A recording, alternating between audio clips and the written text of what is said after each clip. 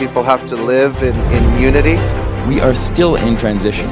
Civil society has been decimated. Of course, we rely on media. And I think the government has not done enough. The international community has failed to respond. No place in the world is perfect.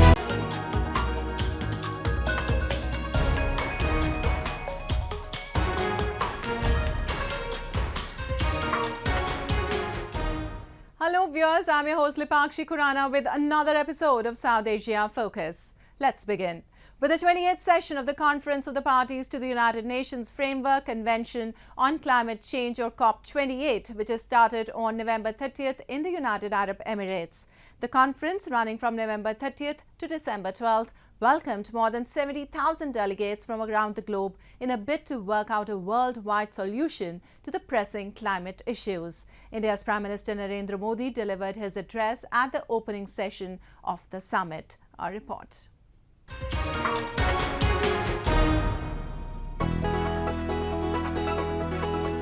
The 28th session of the Conference of the Parties to the United Nations Framework Convention on Climate Change, or COP28, started on November 30 in the United Arab Emirates. The conference, running from November 30 to December 12, welcomed more than 70,000 delegates from around the globe in a bid to work out a worldwide solution to the pressing climate issues. India's Prime Minister Narendra Modi attended the COP28 meeting in Dubai on December 1. Taking to X, PM Modi said that he was looking forward to engage in meaningful dialogues and collaborations for a sustainable future. PM Modi met with UAE Vice President and other leaders on COP28 sidelines and delivered his address at the opening session of the summit.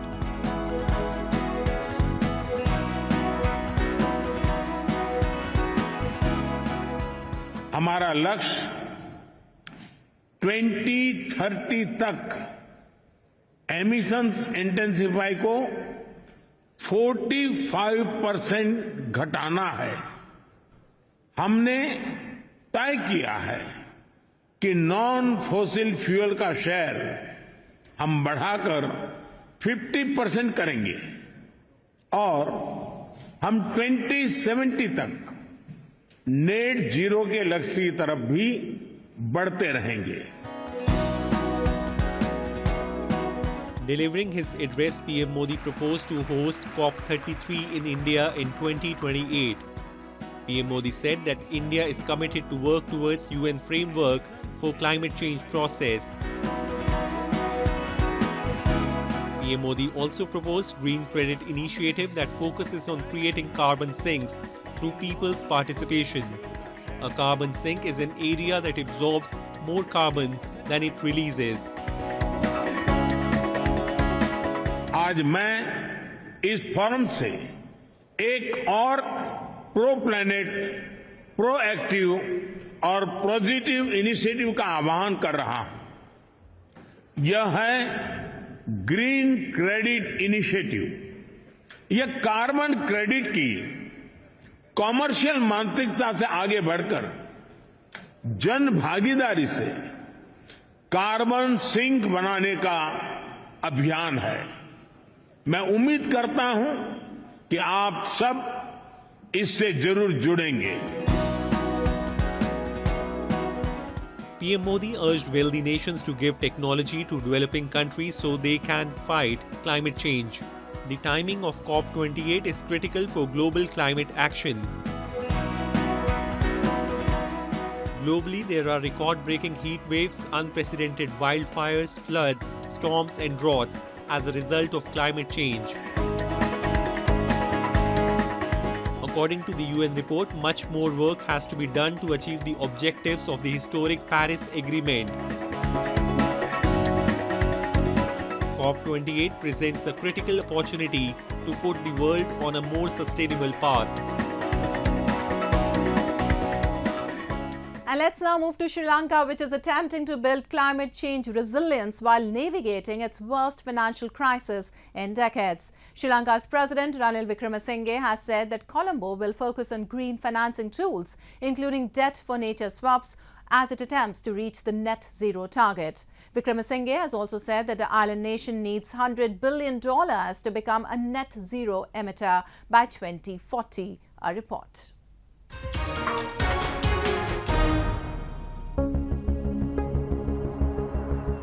Greenhouse gases increase global temperatures by trapping extra energy in the Earth's atmosphere. The United Nations had called for countries to advance their net zero goals in order to prevent the growing climate disaster. Net zero means no longer adding to the total amount of greenhouse gases in the atmosphere. The island nation, Sri Lanka, is also attempting to build climate change resilience while navigating its worst financial crisis in decades. Sri Lanka's President Ranil Wickremesinghe has said that Colombo will focus on green financing tools, including debt for nature swaps, as it attempts to reach the net zero target. Wickremesinghe has said that Sri Lanka needs $100 billion to become a net zero emitter by 2040. Green finances, we are into it, which includes debt for nature swaps. But we will also have to find a fair amount of investments if Sri Lanka is to achieve its targets, and we are trying to go in for net zero, if possible by 2040. If you can find the money, we require about $100 billion over this period. Some will come from investors who are interested in it, and I think we have an early start compared to others, and we'll be inviting foreign investments. Rest, let's hope our economy is picked up and we have sufficient money to put into it. President Wickremesinghe has announced plans for a new committee and an energy transition law. The proposed committee and new legislation, according to a statement from the President's office, demonstrate a commitment to a comprehensive decision-making process for new energy projects. Some will come from investors who are interested in it, and I think we have an early start compared to others, and we'll be inviting foreign investments. Rest, let's hope our economy is picked up and we have sufficient money to put into it. We hope to put two proposals out. Actually, there will be three. Two are regional. One is the tropical belt. Tropical belt has virtually 40% of the world. It has the largest number of forests. 2030 we'll have about 50% of the world population. So let's fix it in the tropical belt. That also has an impact elsewhere. India and Sri Lanka signed 6 energy agreements recently, including the construction of an oil pipeline between the two countries, electricity grid interconnections, and cooperation in the renewable energy sector. India is already connected to Bangladesh and Nepal via power transmission lines, and hence the same model can work with Sri Lanka. Sri Lanka will be able to take advantage of India's low-cost oil sourcing and processing and will be able to pay for the oil in rupees, thus alleviating its balance of payments crisis. We feel that Sri Lanka has potential for export of renewable energy. We are having connectivity with India for this purpose, but there also seems to be a lot of excess capacity as far as green hydrogen is concerned. We are working on it. I think we can easily be an exporter of green hydrogen. At the UN Climate Summit, which is being held in Dubai from 30th November to December 12th, Sri Lanka will present 2 regional proposals. The country hopes that these will center on connecting nations in the tropical belt to work together to combat climate change and promote the Indian Ocean as carbon sink. By 2050, it's predicted that nearly 19 million Sri Lankans could reside in regions that could develop into moderate or severe hotspots for floods or droughts.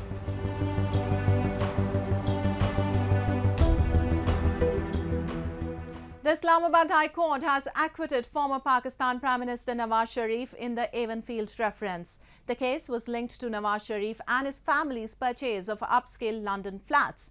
Sharif, who arrived in Pakistan after 4 years of self-imposed exile in London, is eyeing to become the Prime Minister of Pakistan for a 4th time. Meanwhile, Pakistan Tehreek-e-Insaf said that Imran Khan had named one of his lawyers as his temporary stand-in to contest the position of party head. A report.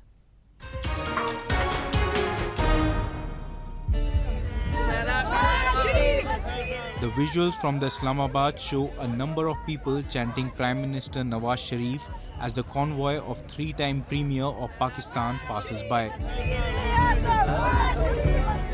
Islamabad High Court overturned the conviction of former Prime Minister Nawaz Sharif in a corruption case on November 29, removing one of the many obstacles for him to qualify to stand in elections in February next year. Sharif was acquitted in the Evenfield reference, a case in which he was sentenced to 10 years in prison in 2018. The case was linked to Nawaz Sharif and his family's purchase of upscale London flats. मियां साहब के जो Avenfield reference के जो cases थे उसमें आज मियां साहब को जो है बरी किया गया है इस्लामाबाद हाई कोर्ट से, ठीक हो गया, और जो केसेस हैं वो एज इट इज़ अभी तक लगे हुए हैं, उनका आगे फैसला किया जाएगा. Sharif, who arrived in Pakistan after 4 years of self-imposed exile in London, is eyeing to become the Prime Minister of Pakistan for a fourth time. To qualify to stand in elections scheduled for February 8, 2024, Sharif needs another such 7-year sentence and a lifelong ban on holding any public office to be removed. Nawaz Sharif expressed gratitude to the Allah after being acquitted in the case by the court.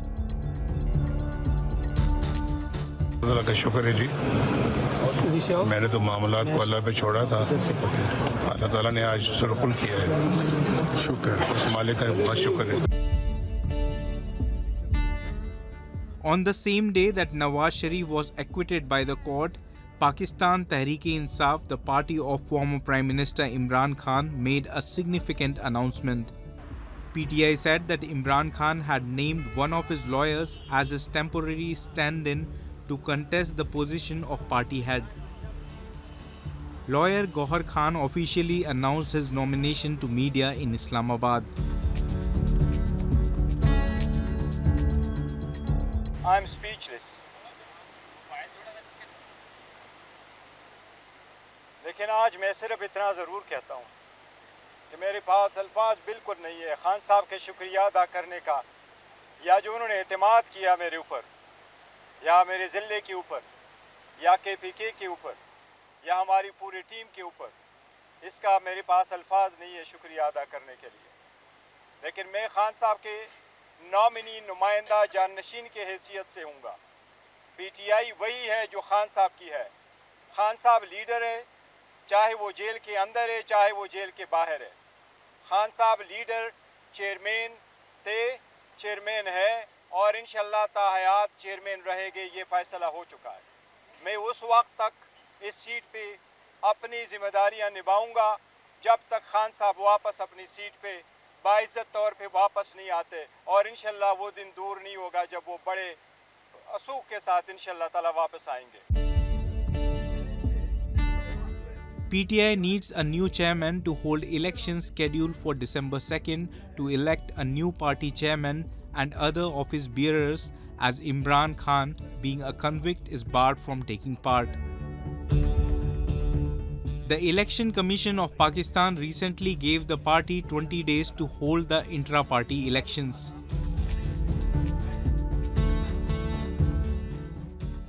And time now for Asia This Week, the stories from across the continent.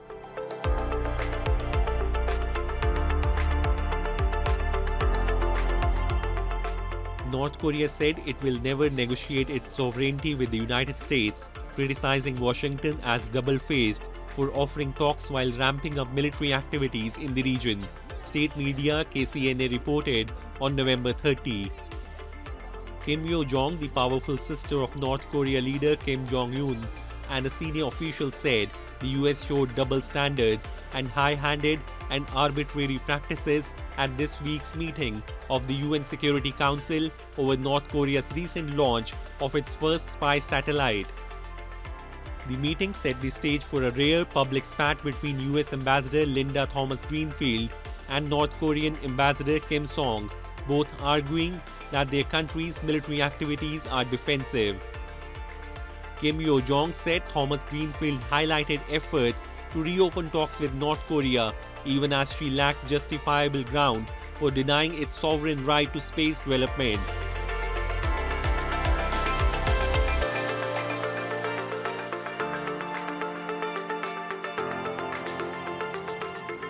Pakistan's two largest cities, Karachi and Lahore, continued to grapple with toxic smog on November 30 as residents expressed health concerns arising from air pollution.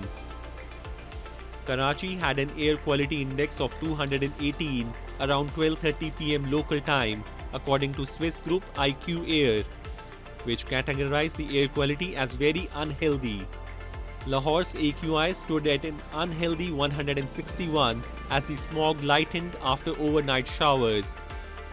An AQI between 101 and 200 is considered unhealthy, particularly for sensitive groups, while an AQI between 201 and 300 is said to be very unhealthy and above 300 is hazardous. The state government of Pakistan's Punjab has attributed the pollution to rubble being burnt in neighbouring India and said cloud seeding plans to introduce rain that could disperse smog and haze were underway.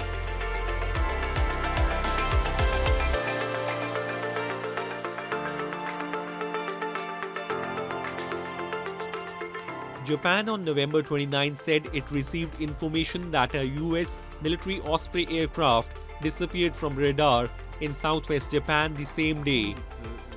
The Osprey disappeared from radar at 2:40 p.m. local time, Japan's Chief Cabinet Secretary Hirokazu Matsuno told reporters during a regular news conference, adding that along with confirming the severity of injuries, rescue efforts are the highest priority for the government. There were 8 people on board the missing aircraft, Japan's Coast Guard said. The tilt-rotor plane, which can fly both like a helicopter and a fixed-wing aircraft, is operated by the US Marines, US Navy and the Japan Self-Defense Forces.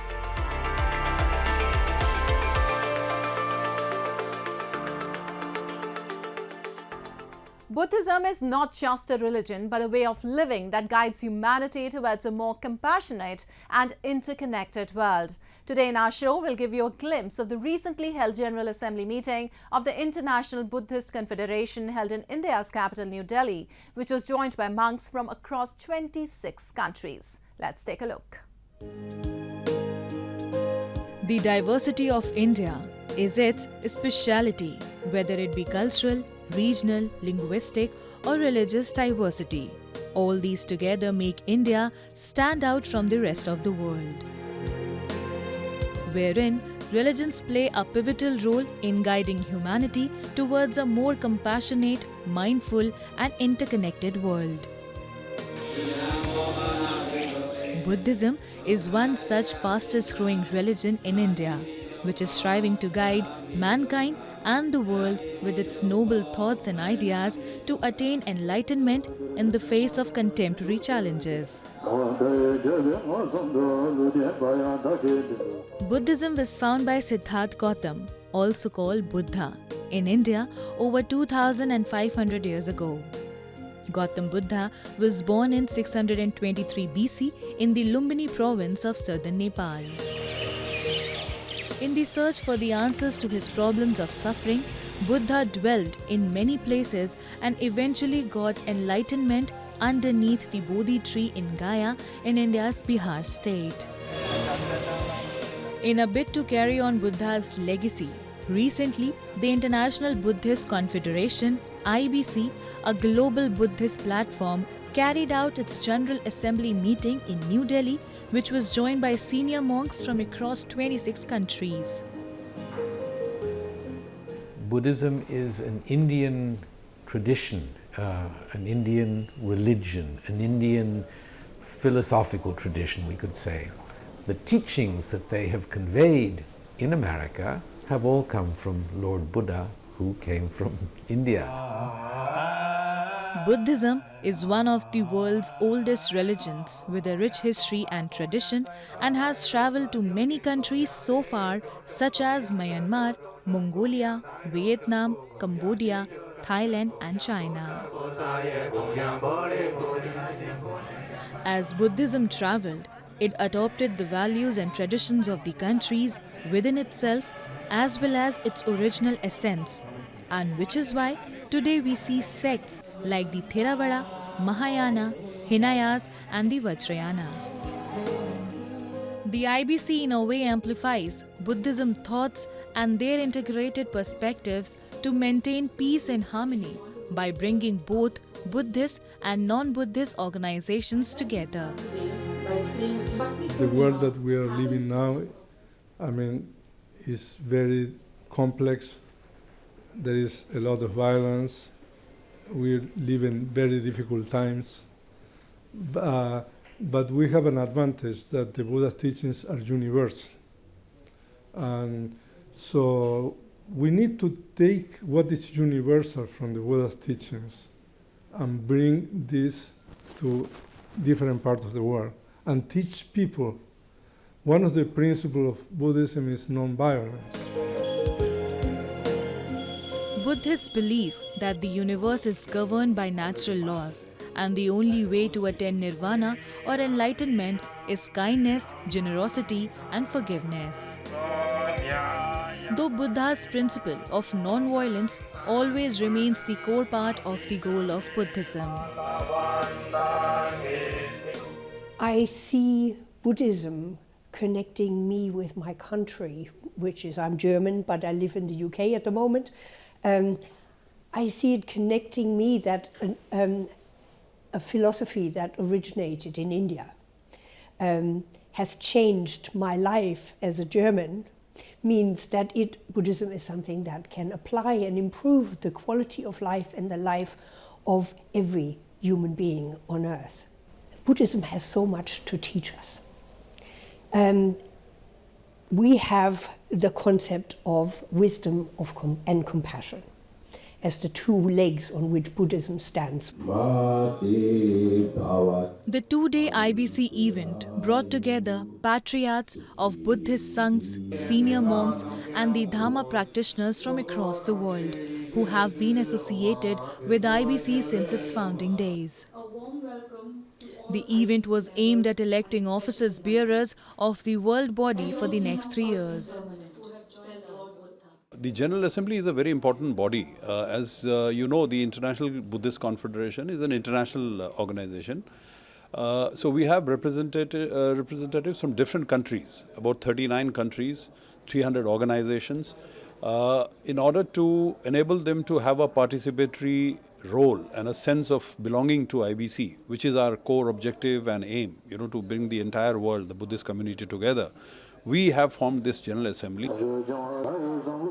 The teachings of Buddhism not only inspire one to follow the path of righteousness, but also give a huge perspective on life and make living easier through its eightfold practices, including right intention, right livelihood, and right effort to attain nirvana, which is enlightenment. India, the place of origin of Buddhism, has a close spiritual connection to the faith. And with that, we come to the end of this week's episode. See you next week. Goodbye and take care.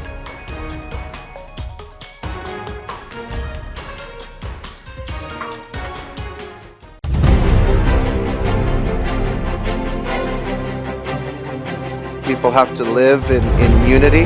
We are still in transition. Civil society has been decimated. Of course, we rely on media. And I think the government has not done enough. The international community has failed to respond. No place in the world is perfect.